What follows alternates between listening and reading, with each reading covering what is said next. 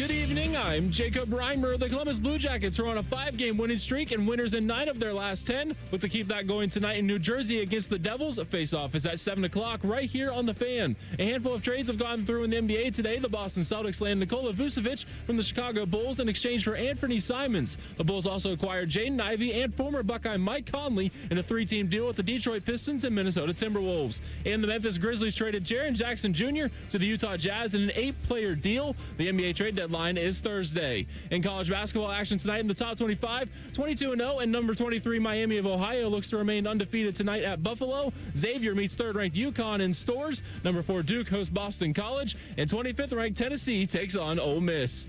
Breaking sports news when it happens on The Fan, Ohio's sports destination.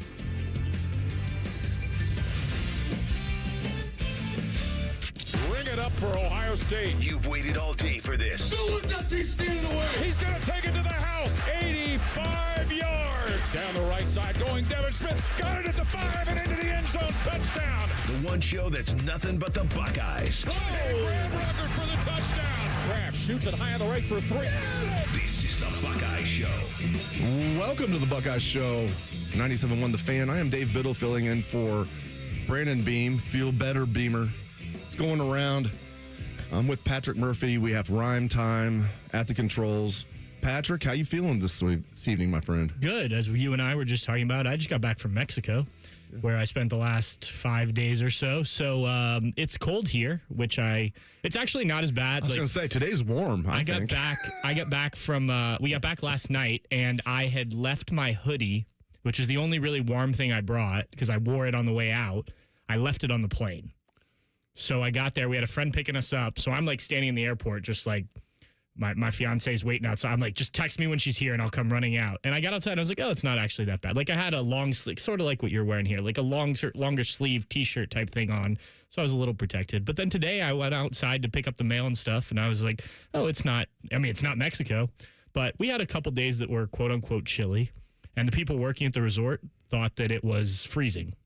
Like full coats. They probably thought you guys were crazy to be in the pool. Yeah, they did. And you're like, no. Look up Columbus, Ohio right now. They're like, we got you. 2 days we had it up in the like mid 80s and the sun was out. So that was good. And then a couple of days it was cloudy, but we were still outside. All right, gents. Let's give a grade to Ohio State's offseason in football so far. And then the next segment, we're going to talk Ohio State men's basketball before we head to Blue Jackets at Devils. Man, the Blue Jackets are just on a roll. I love it. Let's give the grade to Ohio State football. We're talking about transfer portal, arrivals and departures. We're talking about retaining players. We're talking about coaching hires, everything that is involved with the Ohio State offseason. Patrick Murphy from bucknuts.com. I hear it's a pretty good site. Yeah. What grade would you give Ohio State's offseason? Yeah, I think I first want to say I think that there needs to be room to amend this as we see more, learn more throughout the offseason, because obviously a lot of this is new, right? We haven't talked to anybody. Ryan Day had his first public comments on this fine radio station last week, but we haven't talked to Arthur Smith, right, the new OC. We haven't talked to any of the new guys that have arrived. But just looking at it kind of at face value right now, I think like B+. Could they have added more in the transfer portal? Sure. I get why they didn't. Like, I know they don't want to be that team, but I think they did accomplish a goal of getting older or sort of staying older. And helped out on the defensive side of the ball with some of the additions, particularly Terry Moore and the guys in the secondary. So I'm excited about that. I think keeping Bo Jackson, if we're not just talking additions, like that's huge. We've talked about that quite a bit on this show. I like the Arthur Smith hire. I know there's been blowback on it. I think you are similar with me that at least on paper, this makes a lot of sense. I think, look, could they have added a higher profile offensive lineman? Maybe. I don't think that was ever really in the cards for them. Did they need to go get another receiver? I've seen that being argued at places like you're paying Chris Henry Jr. to come in and probably play right away. So you were able to retain him, which I guess is another thing. Keep him and Jerquaden Guilford in the class. So that's all part of it. But I think it's a solid start to the offseason with the potential, if things click the way you hope, and we're still waiting for final word on Matt Patricia, right? So if that all falls into place, I think you're in a good place going forward. Yeah, you stole my thunder a little bit. I was going to go B+, because I have A for the coaching hires and B for the transfer portal.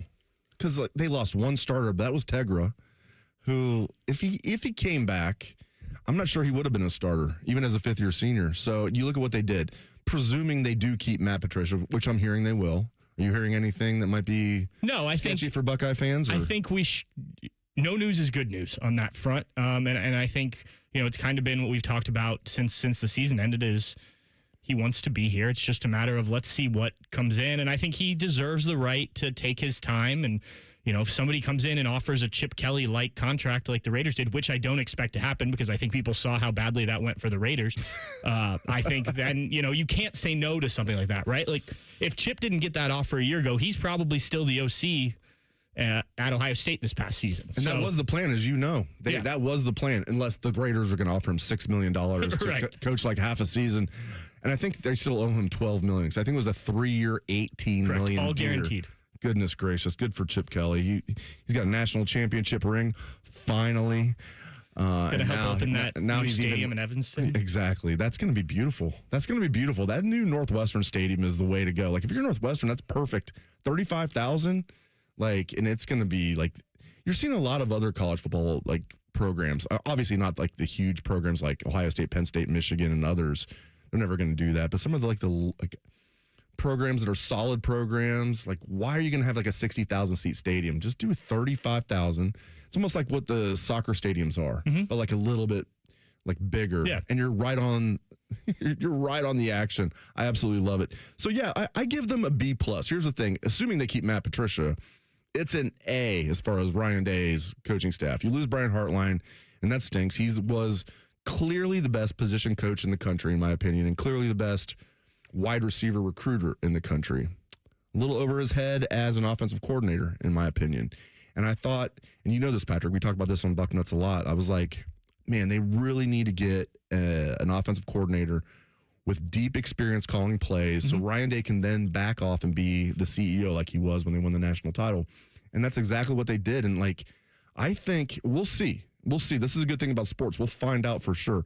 I think they hit a home run with Art Smith. We going with Arthur or Art? I've been using Arthur, his birth name, until someone tells me different. We're going to talk basketball in a few minutes. Yeah. I was going John Mobley Jr. when he committed, and then everyone kept calling him Junie. So I'm like, all right, Junie. And then I met him, and he's like, John, shakes my hand. And I was like, oh, okay, we're going John. So generally my rule of thumb is until they introduce themselves to me or somebody else that knows them well calls them that, I'm going to stick with whatever their main name is. I don't call Jeremiah JJ because he's never told me that that's his nickname. And I don't know him that well, if we're going to be honest. So I just stick with Jeremiah. We hang out sometimes. I know you do. I call him JJ. But no, seriously. So when Art and I hang out, I'm kidding. I think he's 43 years old. Can we talk about the fact that at the age of 37, Art Smith was trusted by Mike Vrabel to run Mike Vrabel's offense with the Titans. Mike Vrabel knows what he's doing as a head coach. So Mike Vrabel is the head coach of the Titans, and he promotes Arthur Smith to his offensive coordinator position in 2020, 2021. Pretty good idea. They had the number 3 total offense in the NFL. And I know people look at Patrick that, the Steelers' offense wasn't that good when he was there. They were 32 out of 32 in payroll for offensive players. They were dead last in the NFL as far as paying offensive players. Not that the Steelers are cheap. They're not. They spend on defense. They were number 1 in the NFL as far as paying for defensive players. So I look at what he did with the Titans. I was impressed with that. Now, Pat, was that mostly because of Derrick Henry and a really good offensive line? Yes, but I think Arthur Smith deserves a little bit of credit for that. And I know he wasn't a great head coach with the Falcons by any means, 7-10 each of his 3 years. But who could win with Desmond Ridder as your quarterback? It does seem tough. Yeah. And I also think, you mentioned Derrick Henry. Until Derrick Henry got to the Ravens, or when he was playing with Lamar Jackson, who's everyone knows is a dual threat quarterback, and that opens things up from the run game. His best years were when Arthur Smith was calling plays for them. You look at the Steelers the last 2 years, Najee Harris had his career year, had over 1,000 yards, and both running backs on the Steelers this year, Kenneth Gainwell and I'm blanking. Tyler Warren. Warren, or not Tyler. Not Tyler Warren. Jalen Warren. Jalen Warren. Yeah, Tyler Warren's the tight end. They both had their best years. So if you're looking at what Ohio State's looking to get out of this, you're looking for an experienced play caller. Check. You're looking for a guy who's probably had some NFL experience. I won't say that was a requirement, but it was something Ryan Day obviously values. And then you're looking at a guy who can help the run game like Chip Kelly did. I think he checks all 3 boxes. And they brought in a special teams coordinator. Yeah. I know they had Parker Fleming a few years ago. Yeah. But and some people might Rob argue Keyes was essentially that, even though they kind of divvied up those responsibilities. But he worked a lot with that. And that's one of the things I have on my checklist of things when we get to talk to Ryan Day is like, what does that mean for Rob Keyes? Because I haven't seen anything about that. But, and Nate Ebner, hopefully. Yeah, Nate Ebner. I actually thought the coverage units were good this year. Mm-hmm. And that's Nate Ebner's bag right there. You got to keep Nate Ebner. I love that guy. Yeah, and they brought Schlegel back. Geez, speaking of things I love, Schlegel. All right. Ohio State. I saw this graphic today that Ohio State is now predicted in men's basketball to be one of the first 4 teams out of the NCAA tournament. We're going to talk Ohio State basketball. Next is Jake Diebler, the right man for Ohio State men's basketball. This is the Buckeye Show.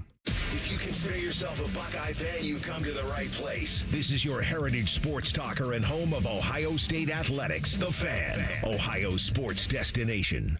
Hello, it's John Kozik, founder and president of TurboTrack Realty, and I buy houses as is fast for cash. Call me today for an all-cash offer on any of your properties, and we can close within days at 614-470-2000, 614-470-2000. Do you own a property that's outdated and needs thousands of dollars in repairs? Great, I'll buy it. Give us a call today for an all-cash offer at 614-470-2000, 614-470-2000. Would it be convenient for you if you could simply take what you wanted and leave the rest behind? Great, I'll buy it. I buy vacant properties, inherited homes, divorce situations, death in the family, apartment buildings, rental portfolios. I even buy my tenant won't pay me the rent houses. Call TurboTrack Realty today for an all-cash offer and speak with one of our friendly staff members at 614-470-2000, 614-470-2000.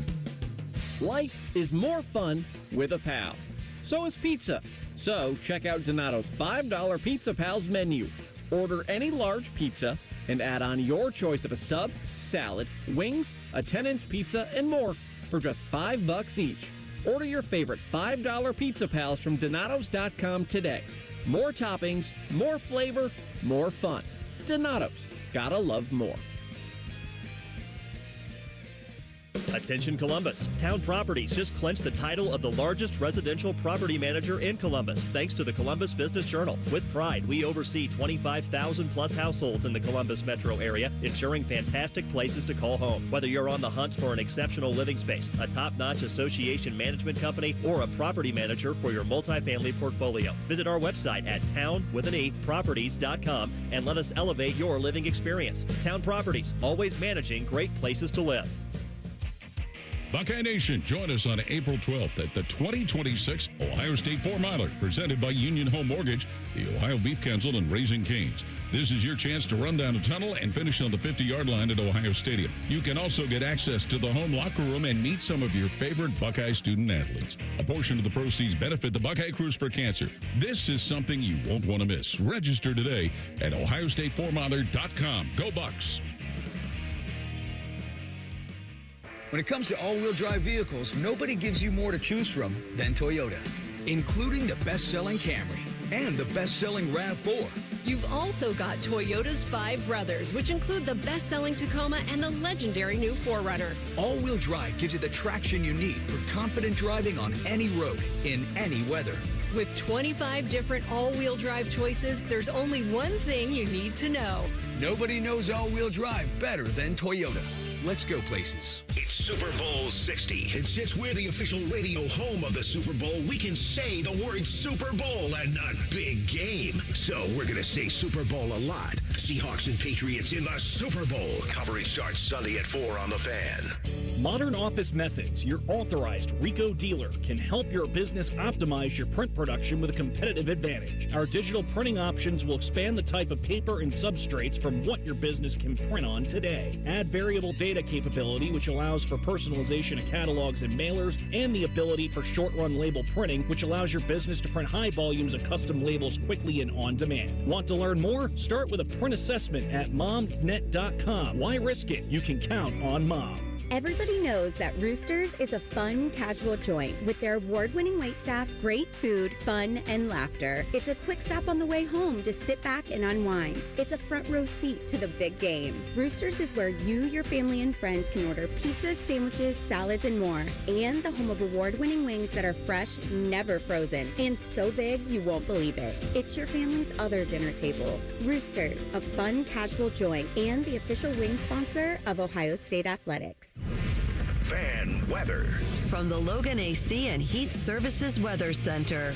Hey there, Central Ohio. I'm 10 Weather Impact meteorologist Michael Behrens with your latest forecast. We're looking at temperatures that fall down to the single digits tonight as snow chances come to an end. Mix of sun and clouds for your Wednesday. High temperatures back in the mid-20s. We'll be back down in the single digits Wednesday night into early Thursday. A few more clouds Thursday. Highs still in the 20s. Better chance for some snow returns Friday. That's your latest 10 Weather Impact forecast. I'm meteorologist Michael Behrens on 97.1 The Fan.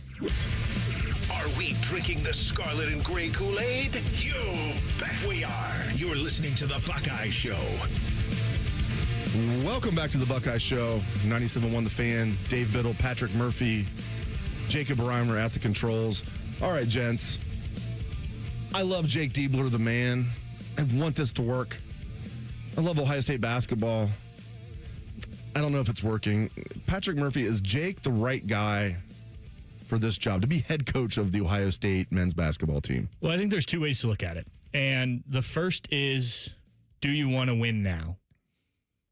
And I think the decision to pass on a guy like a Dusty May or some of those names that were thrown out when after Chris Holtmann was fired suggest, I guess, not that Ohio State doesn't want to win now, but they were willing to take some time and let Jake try and build this thing. So, look, he's admitted, he's talked about this on and off the record, that there are growing pains. He still runs into things that he's learning how to do.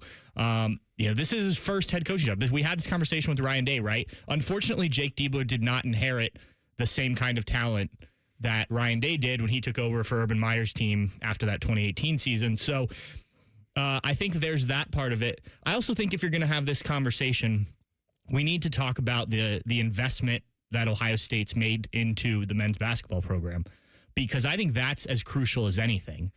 Because if you look at what Michigan's done, not to just bring up Dusty May every time, but obviously those two are going to be compared as long as they're both at these programs because they were hired that same offseason. It's the big rivalry.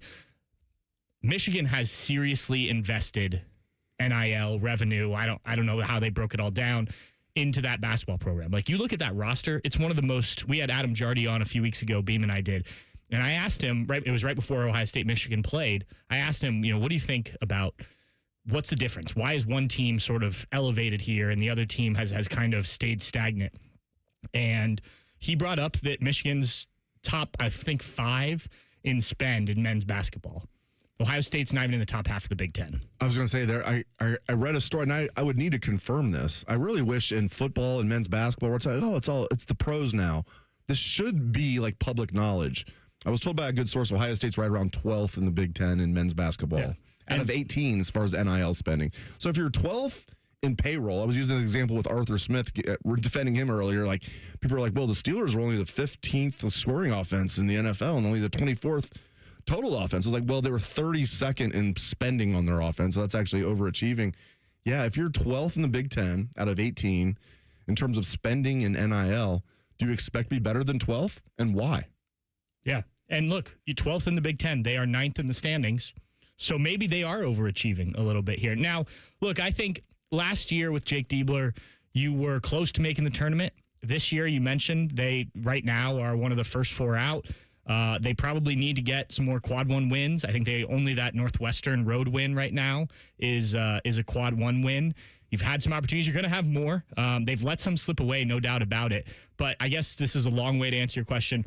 I think if you're willing to give Jake Diebler time, which I know a lot of fans aren't because they want this program to be what it can be, and I have no argument that it can't be what, at least periodically, what it was under Thad Matta. You need to see some results. And even if you do think, let's give Jake Diebler time, this tournament just keeps getting bigger, right? Like, you need to get into this thing and at least give yourself a shot. And who knows? Maybe you get in and you win a couple games, and now all of a sudden the pressure's off a little bit because you made a little bit of a run. So, look, in talking to Jake Diebler, I think he's going to be a good coach at some point in time. I think he is a good coach. I just think it takes time like it does with everybody. Like, look how long it took Ryan Day to take Ohio State football to the mountaintop again, right? And so, like, I would tell people, hey, I think you want to be patient here, but I completely understand why you don't. Yeah, we were spoiled during the Mata era. I mean, and Ryan Day did take them to the semifinals his first year, and then the national championship game his second year. But I hear what you're saying, though. It's different. But he had the talent. And there wasn't NIL at that point. But he also wasn't like the head assistant of the coach that just got fired. Yeah. You know what I mean? Like that's guy retired instead of fired. Yeah, and like and Ryan Day was a big reason why they had like this offensive revolution in 2018. And 2017 it was his first year, but 2018 that was Ryan Day completely. Those crossing routes. Urban never did stuff like that. Right. Especially in that Michigan game. That's the best example. So Ryan Day came in. Yeah, he's taking over Urban. He gets to retain Mark Pantoni and Mickey Marotti. The infrastructure's there, but like, oh man, I can excuse that a lot. Man, I will say, Patrick, I had a little bit of trepidation about that. I liked Ryan Day a lot, and now I'll fully admit that I should have had no trepidation. I think he's the perfect coach for Ohio State. But I was like, really? Like, first time ever being a head coach at any level is Ohio State football? I give him a lot of credit. Like, is he perfect? No. I wouldn't want anybody else to be the head coach of Ohio State football. Men's basketball, again, though, I struggle with this because I want Jake Diebler to do well. The portal has been a disaster for Ohio State. And this year, maybe not a complete disaster. Like, Tilly's okay. Knoll, when he was playing, was okay. They're really not getting anything from Cups. But like previous years, I mean, they just completely struck out. And they paid a decent amount of money for guys like Aaron Bradshaw and Sean Stewart. And again, though, Patrick, though, like when I say that, I want to defend Jake when I say, like, okay, you got to do a better job. But if they're 12th out of 18 in the Big Ten in spending, and I know they, as you know, they had to spend a lot to keep their big three. Right. They had to spend a lot to keep Bruce, who, my goodness, I hope he gets a chance to play in the NCAA tournament. What a great Buckeye. And Junie and Devin Royal. They spent a lot to keep those guys. What did you guys think of Bruce getting animated in the huddle at Wisconsin? Loved it. Yeah, I think you need that from your leader, especially a guy that, like, you can tell is itching to get to play some meaningful games in March. I think you need more of that, frankly. Yeah. Like, I think you want other 100%. Guys. And look, being in those post-game press conferences, they're not happy with some of these, losses, and it's not just this year, but like maybe you need to be ticked a little bit more than just being disappointed because you need to get on some guys and whatnot. And look, this year's team, injuries and whatnot, and I know no one wants to hear those excuses. I mean, even you brought up Tilly, like he's been battling this foot injury since early in the season, and like how much, what's the ceiling if he has it versus he doesn't? Who knows? We're not gonna find that out. This is probably something that's gonna linger throughout the season. But I agree with you. I think the transfer portal needs to be better. But again, it comes down to when you're competing for these guys, whether it's on the recruiting trail, and that's one area where Jake has done well. They have two now really good classes, assuming they keep both. Well, one's already signed with Alex Smith from Upper Ellington, who transferred to prep school, and then Anthony Thompson, who was just named their first All-American since D'Angelo Russell, or McDonald's All-American since D'Angelo Russell. Shout out to Lebanon, Ohio. Yeah. Like if you can keep that going and then just start to hit on the portal, I think you're in a good spot. But those portal guys, as we know with football, that's where it costs a lot more. And I think you made a good point. They have invested pretty heavily in keeping their sort of big three who have not had many games where they've all been on this year. And some of that's coaching, but some of that's on the guys too. One of the guys that was not doing anything as a third-year sophomore that maybe has woken up is Chapman. Yeah. Tayson Chapman. Yeah. 2 straight games with double-digit scoring after averaging like 1 point per game or less than that. When you're coming off that knee injury. Yeah, and Puff Johnson could add because depth has been a huge problem. Absolutely. And yeah, so you need some of that from those guys. I thought Gabe Cupps would give you a bit more, at least like if he could just be a defensive menace, like early years Aaron Kraft type of thing. And he's been okay on that side of the court, but not at the level that I think you hoped. And again, he's a guy coming off an injury too last year, but he's a third-year guy in terms of college basketball. And I know he lost most of 1 year, but you do need these guys, even if you are trying to find sort of value in the transfer portal instead of spending a bunch of money. You do need those guys to to contribute a bit more, even if it's not stuff that shows up on the stat sheet. Like, you need to be watching a Gabe Cupps or whoever and be like, he's making an impact. Like, I know it doesn't show up here. If you're not watching the game, maybe you don't see it, but you need to be able to tell it when you turn on the TV. If they can get in the tournament, they might be dangerous because now you got Puff Johnson who's playing. Like, they're going to get Brandon Knoll back. They might actually have like a bench that's not like anything you're going to write home about, but like it's not like a huge weakness if you get Knoll back, you got Puff Johnson. You know, if they can just get in there. Now, Patrick, how many can they afford to go 500 the rest of the way? Let's say they get one quality win, whether it's Michigan or Virginia, name it. Can they go 500 or do they need to go, what do you think? Well, real quick, we should at least mention that Josh Ojianwuna, that would have been, I think, if he's healthy, the Baylor center that transferred in. Like, that's a guy I think maybe makes a big difference for this team. And I was surprised they took him because they knew that he was a huge question mark, whether he'd ever. I would have looked, if I was Jake Diebler, I don't know, I would have looked at this as like a make or break year. Like, if I don't make the tournament, I might not have a job. Am I going to take a guy in the portal who might not even play for me this year? Right. Well, and I know the hope was they would get that by this point that everyone would get 5 years. Like Jake talked about that in the offseason, that you hoped that you'd be able to not necessarily need to redshirt him because you get 5 years. But to answer your question, Dave, what do they have? Yeah, I mean, you need to go at least 500, I think. You got some opportunities. You got Michigan at home here coming up. You got Virginia, the neutral site game. You go to Michigan State. These next 5 are crucial. I think it's the most crucial stretch of the season. What do they have to go? Do you think 3-2 or at least 3-2? 3-2. You got to get Maryland for sure, and you have to get one, if not both, of USC and Wisconsin. Both are at home, which will be huge. The Virginia game, if you're able to pick that off, that would be incredible. Well, and they hung with Michigan in Ann Arbor. That's what I was just going to say was if you can get that same kind of performance you did against Michigan in Columbus on a Sunday, so you should have a decent crowd, assuming the weather's okay. I think that's a game, not that you have to win, but could be huge for you. No doubt about it. That'd be awesome to see them get in. It'd be the first time in 4 years. Yeah. Isn't that crazy? How spoiled were we during the Thad Matta era? And that's back when I covered the basketball team like full time. Like I was at every game, every press conference. I remember one year they lost to Wichita State in like the Elite Eight. We're like, what's going on with this program? It was a disappointment. How did they lose to Wichita and not make the Final Four? All right, that is our show for this evening. Thank you guys for joining us. For Patrick Murphy and Jacob Reimer, I am Dave Biddle. Up next on The Fan is pregame coverage of the Columbus Blue Jackets, who are absolutely on fire. They're at the New Jersey Devils. Go Jackets! This has been the Buckeye Show. The Buckeye Show is sponsored by CareSource, proud to be your home for Ohio State athletics.